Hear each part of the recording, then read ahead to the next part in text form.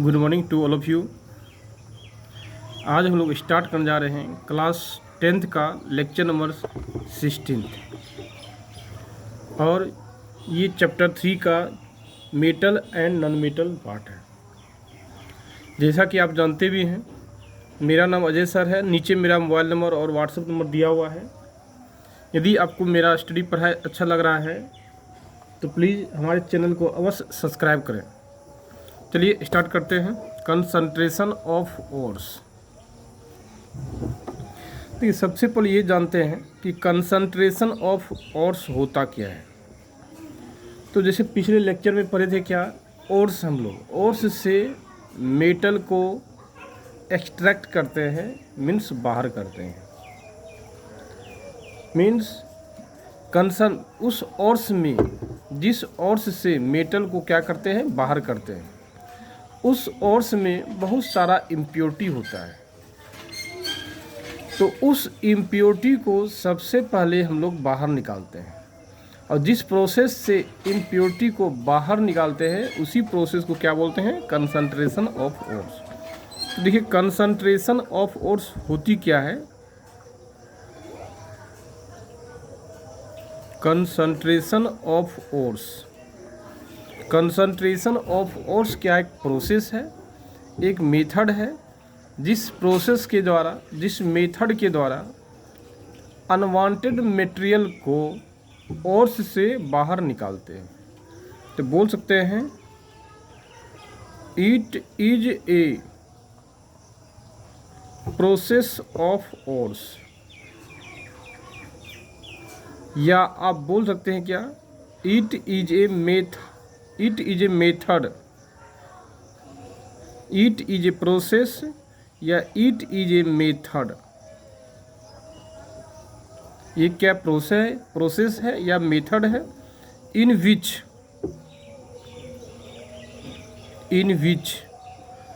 Unwanted material,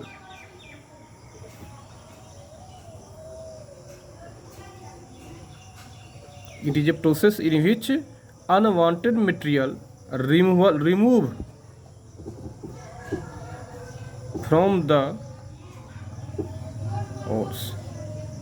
तो कहने की मीन्स क्या है कि यदि ओर्स में अनवांटेड मटेरियल है, उसको हम लोग क्या करते हैं, बाहर रिमूव करते हैं।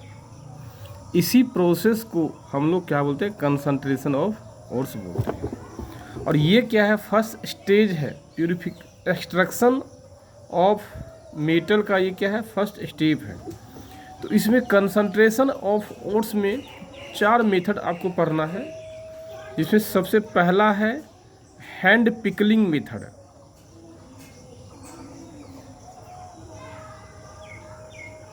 पिकलिंग मेथड, और ये क्या, फिजिकल मेथड हम लोग पढ़ने जा रहे हैं, फिजिकल मेथड। देखिए, नाम ही है हैंड पिकलिंग मेथड। क्या, हैंड के द्वारा चुन चुन कर बाहर निकालेंगे। हैंड मीन्स हाथ, पिकलिंग मीन्स चुनना, मेथड मीन्स क्या है, किसी भी ओर्स में से यदि आप हैंड के द्वारा पिकलिंग मेथड से मीन्स हाथ चुन चुन कर बाहर निकालते हैं, ऐसे ही प्रोसेस को हम लोग क्या बोलते हैं, हैंड पिकलिंग मेथड बोलते हैं। तो आप बोल सकते हैं, in this method impurities are removed mechanically by hands. यहाँ बोल सकते हैं, in this method, in this method impurities are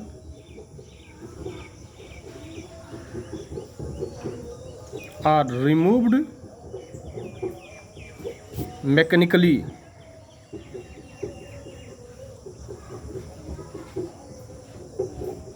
by hands, by hands।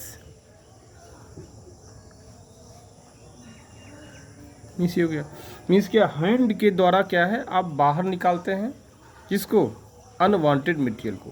तो ये प्रोसेस कब संभव है, जब ओर्स में इम्प्योरिटीज का साइज क्या होगा, बड़ा होगा। यदि इम्प्योरिटीज का साइज बड़ा होगा तो ही ये मेथड यूज कर सकते हैं। हम बोल सकते हैं, this method apply this method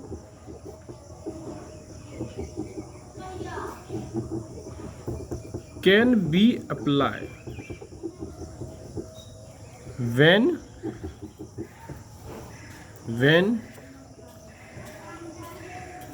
impurities are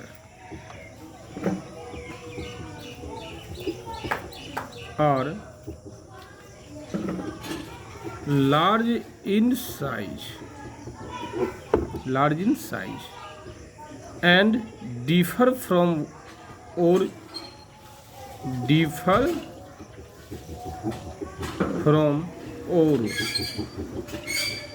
its shape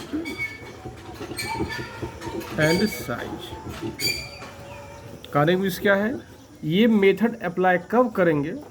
तो ये मेथड जो है अप्लाई तब हम लोग करते हैं जब ऑर्स का जो साइज है वो इम्प्योरिटी के साइज से अलग है।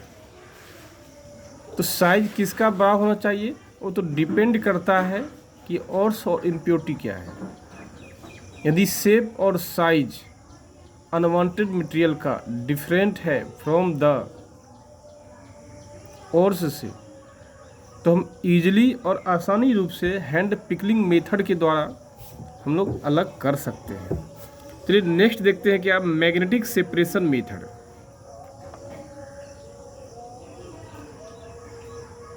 मैग्नेटिक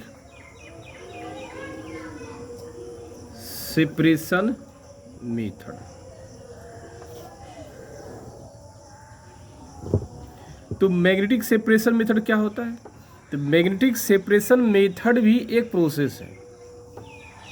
मैग्नेटिक सेपरेशन मेथड भी एक क्या है? प्रोसेस है, जिस मेथड से हम लोग अनवांटेड मटेरियल को क्या करेंगे? बाहर निकालेंगे। लेकिन ये नाम से ही ये लगता है मैग्नेटिक है, मीन्स ओर्स में कोई magnetic substance as a impurity होना चाहिए, तो ही ये मेथड क्या अप्लाई कर सकते हैं।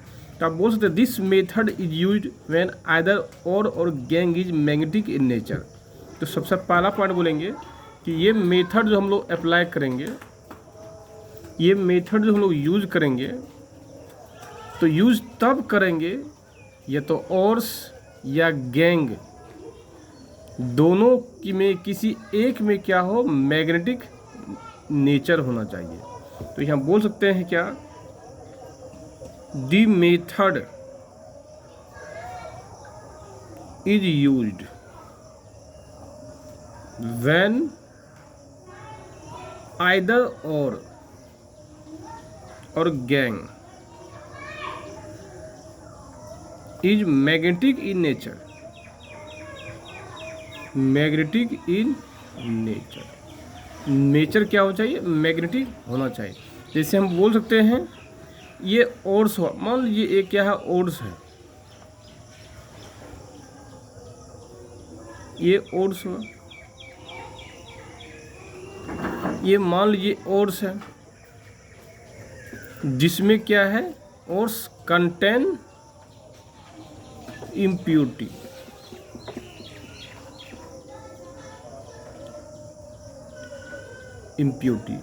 इसमें क्या इम्प्योरिटी है?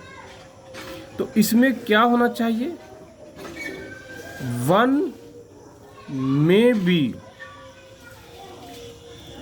Magnetic substance. इसमें एक क्या होना चाहिए? मैग्नेटिक होना चाहिए। Other part not in magnetic nature. तो कौन मैग्नेटिक होना चाहिए, कौन मैग्नेटिक नहीं होना चाहिए, वो कोई किसी पे डिपेंड नहीं कर सकता है। या तो आप बोल सकते हैं अनवांटेड मटेरियल,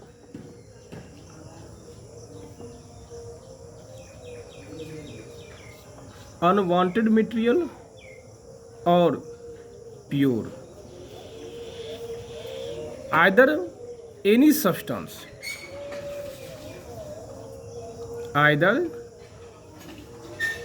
एनी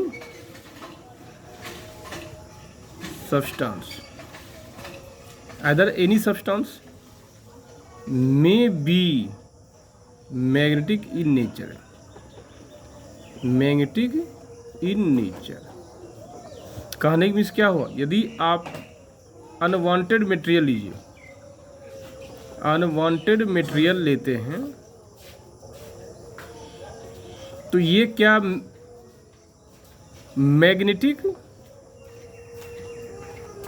हो सकता है और नहीं भी हो सकता है, और प्योर और मैग्नेटिक हो सकता है और नहीं भी हो सकता है। मीन्स इनमें से कोई एक मैग्नेटिक हो और दूसरा क्या हो, नॉन मैग्नेटिक हो। It means say that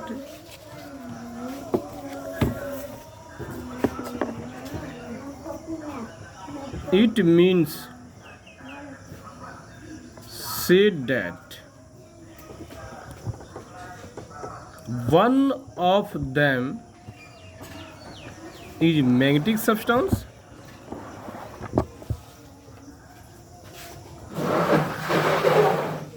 other are not magnetic substance। ये क्या है प्रोसेस है।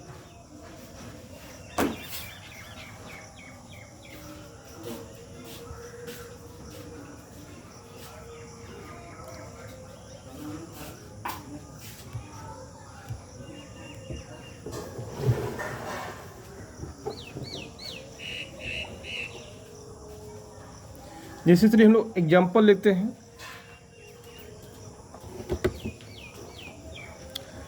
Use for enrichment of chromite.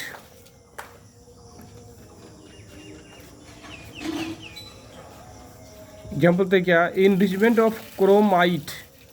जैसे एग्जाम्पल FeMgCrO2 का होल 2, ये होता है क्रोमाइट है, क्रोमाइट है।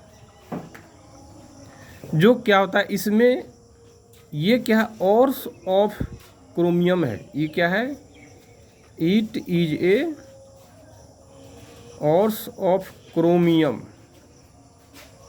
ये क्या, ऑर्स ऑफ क्रोमियम है। Which is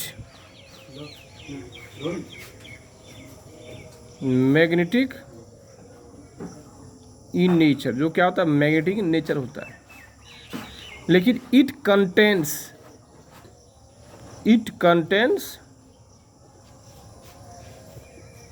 non magnetic substance, non magnetic gangue, which is as impurity. जो क्या है, इम्प्योरिटी। मीन्स आप देखिए क्या है, ऑर्स जो है क्रोमियम है, जो मैग्नेटिक नेचर है, लेकिन जो भी इसमें इस क्या है, इम्प्योरिटी है, वो क्या है, नॉन मैग्नेटिक सब्सटेंस। दूसरा देते हैं हम एग्जांपल, SnO2 टीन ऑक्साइड। इसी को हम लोग बोलते हैं कासीटराइट, टराइट बोलते हैं। यहाँ टीन क्या है, इसमें टीन जो है, Sn जो है, ऑर्स है, और ये क्या है, नॉन मैग्नेटिक इन नेचर है, नॉन मैग्नेटिक इन नेचर है। लेकिन इसमें इम्प्योरिटी ऑफ आयरन जो इसमें है, क्रोमियम कंपाउंड्स आर मैग्नेटिक। इसमें जो इम्प्योरिटी होता है, इम्प्योरिटी जो होता है वो क्या होता है, क्रोमियम, जो कि मैग्नेटिक इन नेचर होता है। कहने मीन्स क्या, ये मेथड जो हम लोग यूज तब करेंगे, मैग्नेटिक सेपरेशन मेथड यूज तब करेंगे जब कोई एक, जब ओर्स में या इम्प्योरिटी में कोई एक क्या हो, मैग्नेटिक हो, दूसरा क्या हो, नॉन मैग्नेटिक सब्सटेंस हो, तो जाके हम लोग इस मेथड का यूज करते हैं। यदि आपको यहाँ तक कोई डाउट है तो प्लीज़ आप हमें जरूर हमारे व्हाट्सअप नंबर पर मैसेज कीजिए, अदरवाइज कॉल कीजिए। बाय विनय जी।